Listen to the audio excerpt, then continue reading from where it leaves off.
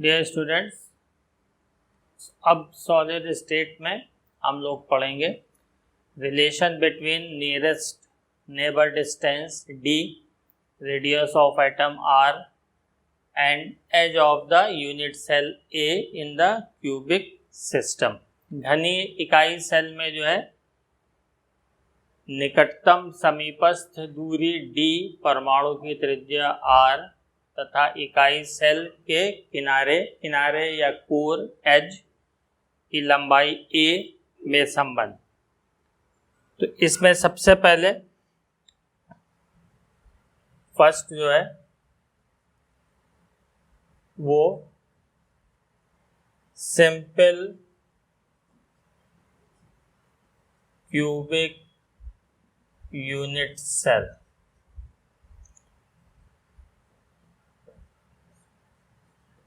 सरल घनीय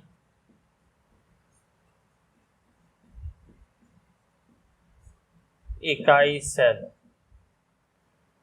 तो simple cubic unit cell में जो एटम जो सिचुएटेड होते हैं, जो परमाणु स्थित होते हैं, वो घन के सभी कोनों पर होते हैं,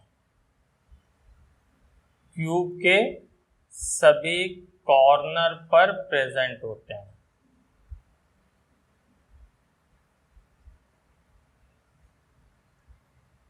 और क्यूब में 8 कॉर्नर्स हैं। तो ये सारे एटम जो हैं वो इन्हीं 8 कॉर्नर्स पर प्रेजेंट होंगे। अब इसमें ये ध्यान रखिए कि ये जो एज लेंथ है ये हमारी ए है, किनारे या कोर की लंबाई। अब इसमें हमने आपको बताया था किसी भी एज पर जब एटम प्रेजेंट होगा तो वो एक्चुअली इस तरह से प्रेजेंट होगा। ये उस एटम का सेंटर होगा ये, और तो इसके बीच की जो नियरेस्ट डिस्टेंस, निकटतम दूरी जो निकालते हैं, वो जो दो नियरेस्ट एटम, जो दो निकटतम परमाणु एक दूसरे को टच करते हैं, एक दूसरे को स्पर्श करते हैं, उनके सेंटर के बीच की डिस्टेंस निकाली जाती है। तो यही जो हमारी ए जो एज लेंथ होगी, यही नियरेस्ट डिस्टेंस भी होगी। और वो किसके इक्वल होगी? अगर इस एटम की रेडियस r है, इसकी भी r होगी, तो यही 2r के इक्वल होगी। तो इसमें इस केस में जो होगी, अगर हम इसमें इस पॉइंट को A और इस पॉइंट को B एज्यूम करें, तो ये इसकी एज लेंथ A, तो इसमें जो नियरेस्ट डिस्टेंस होगी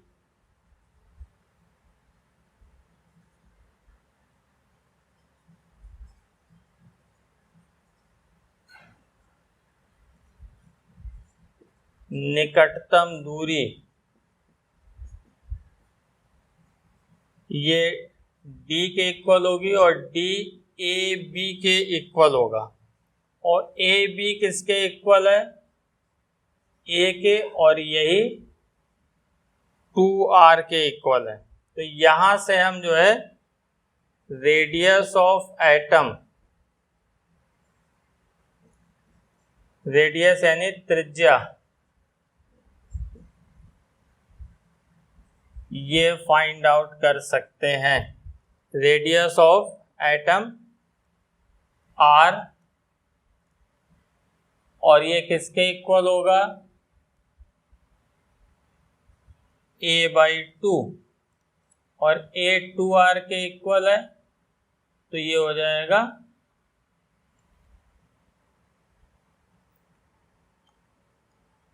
0.5A।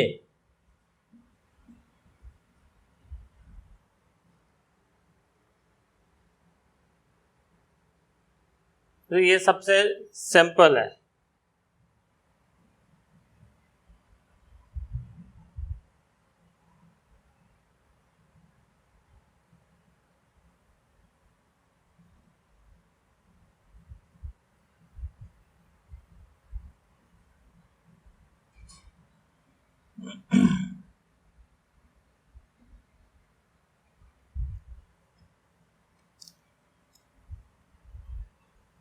अब सेकंड देखिए, सेकंड वन इज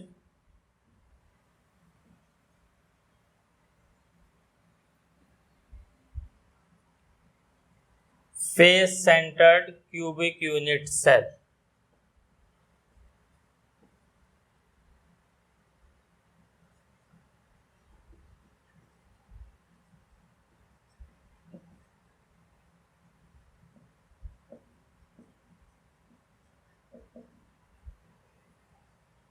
फलक केंद्रित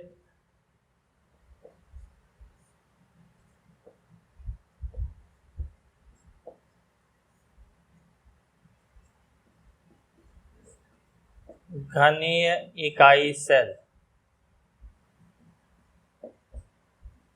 इकाई सेल या एकक कोशिका भी हिंदी में कहते हैं इसको।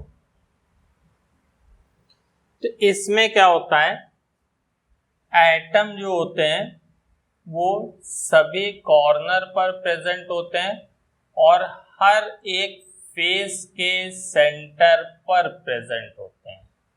हर एक फेस के सेंटर पर जो है ये एटम प्रेजेंट होंगे इस तरह से। अब इसमें जो नियरेस्ट डिस्टेंस निकालनी है हमें, तो अब इसमें मान लीजिए ये पॉइंट ए है, तो जो नियरेस्ट डिस्टेंस होगी वो जो ये एटम जो इसको टच कर रहा है, ये इसके और इसके बीच की डिस्टेंस, तो इसको ए, इसको बी एज्यूम कर लीजिए, इस पॉइंट को सी और इस पॉइंट को जहां पे ये फेस के सेंटर पे एटम है इसको डी एज्यूम कर लीजिए।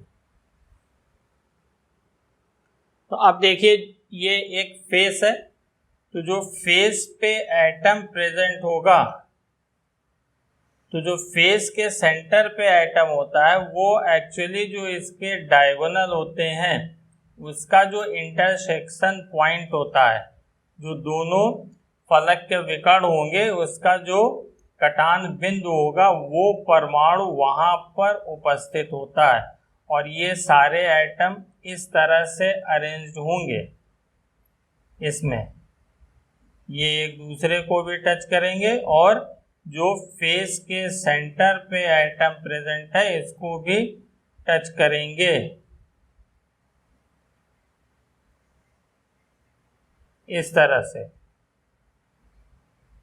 तो जो नियरेस्ट डिस्टेंस हमें मिलेगी वो ये मिलेगी, यानी जो फेस के सेंटर पे एटम प्रेजेंट है और ये कॉर्नर इस पे, यानी इस डायगोनल जो बी सी विकर्ण दिख रहा है डायगोनल, इसका हाफ, यही हमारी नियरेस्ट डिस्टेंस डी होगी। तो सबसे पहले इसमें हम इसका डायगोनल निकालेंगे, तो ये राइट एंगल ट्रायंगल होगा, समकोण त्रिभुज होगा। तो इस समकोण त्रिभुज की सहायता से हम निकाल लेंगे। तो इसमें जो नियरेस्ट डिस्टेंस डी होगी वो होगी सी डी या बी डी, और ये किसके इक्वल होगी, बी सी का हाफ, जो इसकी नियरेस्ट डिस्टेंस होगी। तो हमें डी निकालने के लिए बी सी पता होना चाहिए।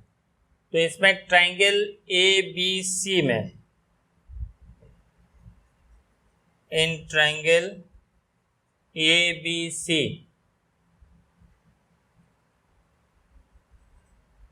B C square equals to A C square plus A B square, और ये हो जाएगा A square plus A square. तो यहाँ से बी सी इक्वल्स आएगा A root two, B C square is equal to 2a square, इसका square root ले लेंगे तो ये आ जाएगा। तो अब यहाँ से नियरेस्ट डिस्टेंस जो हमारी निकटतम दूरी है, नियरेस्ट डिस्टेंस जो होगी D, ये इक्वल टू आ जाएगा VC/2 और ये हो जाएगा A√2/2 या A/√2, नियरेस्ट डिस्टेंस A/√2। अब देखिए जो नियरेस्ट डिस्टेंस होगी तो ये इसकी रेडियस एटम की और ये इस एटम की, तो ये 2r के इक्वल होगा। तो यहाँ से CD या BD 2r के इक्वल होगा।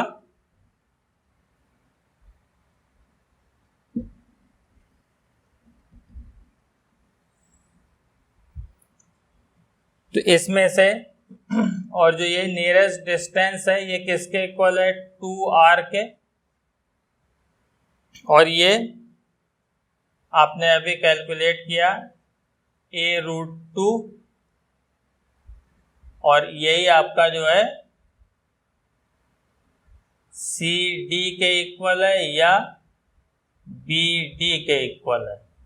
तो यहाँ से R और A में जो है रिलेशन निकाली जा सकती है, यानी radius of atom R equals to A/2√2।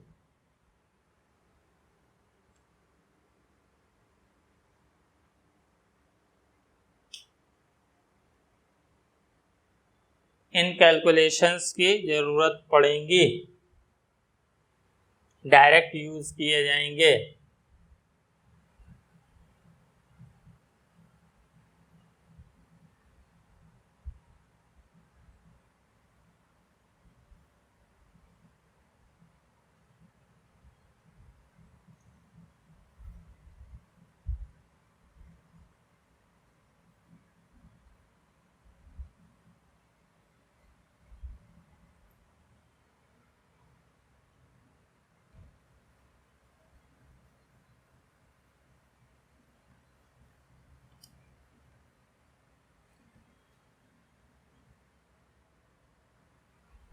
अब इसमें थर्ड वन आ जाइए।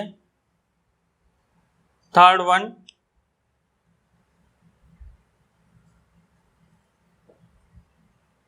Body centred cubic unit cell. तो इसको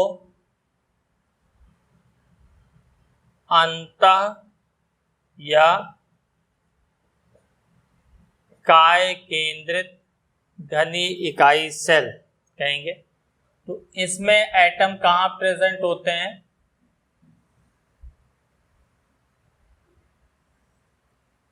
जितने भी एटम होंगे वो क्यूब के कॉर्नर पर प्रेजेंट होंगे और बॉडी सेंटर में यानी अंतः केंद्र में।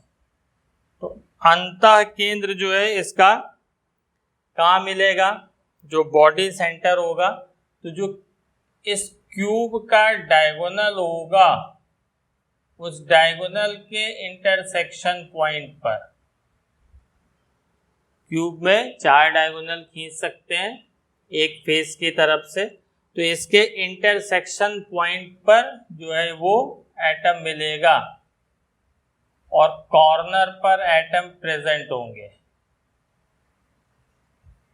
अब ये ध्यान रखिएगा जो बॉडी सेंटर का और ये जो कॉर्नर के एटम है ये तीनों टच करते हुए रहेंगे। तो इसकी जो नियरेस्ट डिस्टेंस होगी, निकटतम दूरी होगी, वो निकटतम दूरी इस एटम का सेंटर और इस एटम का सेंटर, इन दोनों के बीच की डिस्टेंस ही नियरेस्ट डिस्टेंस होगी।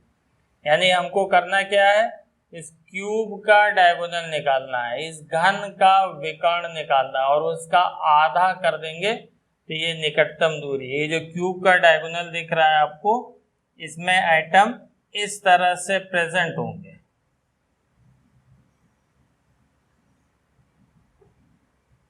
तो इसके जो नियरेस्ट डिस्टेंस है हमारी ये आएगी, ये निकालनी है, यानी इस डायगोनल का आधा, और यही किसके इक्वल होगा, 2r के इक्वल होगा, इन दोनों के रेडियस के। तो हम यहाँ से रेडियस ऑफ एटम भी निकाल लेंगे अगर ये डायगोनल की डिस्टेंस हमें पता लग गई।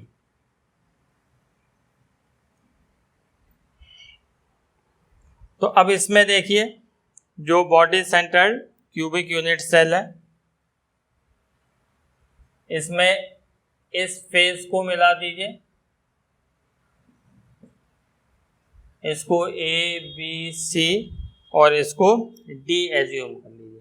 तो हमारा जो ये ट्रायंगल बनेगा ए डी सी, ये राइट एंगल ट्रायंगल बनेगा।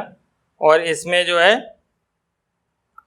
आपका ये एंगल जो होगा, दिस एंगल, ये आपका राइट एंगल ट्रायंगल होगा।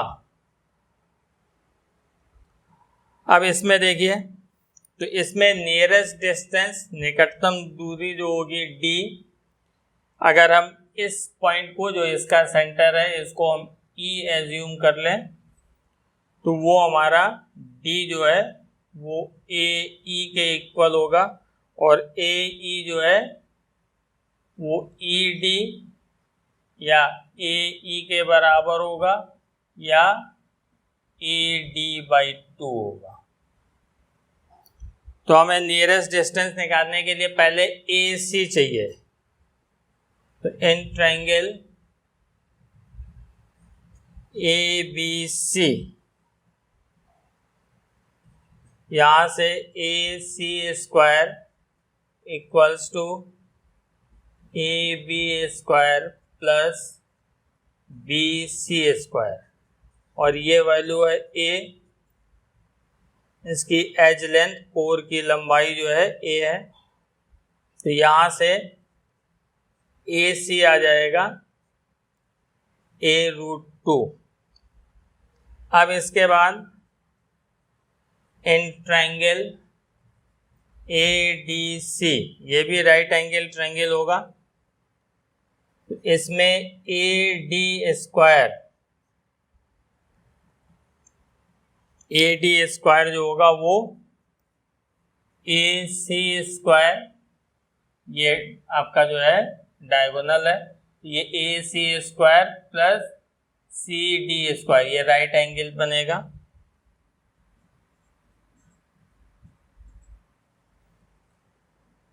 ये इक्वल आएगा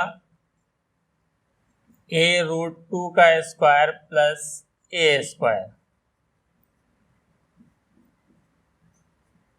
इक्वल्स 3a स्क्वायर। यहाँ से ए डी स्क्वायर की वैल्यू, तो यहाँ से हम ए डी निकाल लेंगे, ए डी हो जाएगा a√3। अब हमें ए डी पता हो गया, तो यहाँ से हम आसानी से नियरेस्ट डिस्टेंस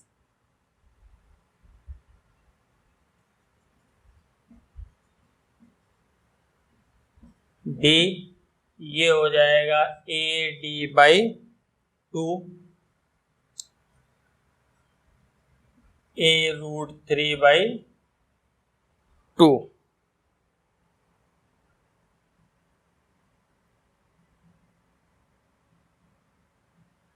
अब यहाँ से देखिए जो हमारा एटम की रेडियस है ए ई निकालना है, तो ए ई, ये दोनों एटम टच करते हुए होंगे r प्लस आर के इक्वल होगा, 2r के इक्वल होगा, और ए ई जो है हमारा किसके इक्वल है, ए डी बाई 2 के इक्वल है। तो ये आ जाएगा a√3 बाई 2। तो यहाँ से हम r की वैल्यू निकाल सकते हैं, r यानी रेडियस ऑफ एटम, परमाणु की त्रिज्या, ये हो जाएगी a√3 बाई 4। यहाँ से एटम की रेडियस निकल आएगी। तो ये वैल्यू जो है नियरेस्ट डिस्टेंस और एटम की रेडियस, ये याद रहनी चाहिए, इनको जो है हम डायरेक्ट यूज़ करेंगे। Thanks for watching this video.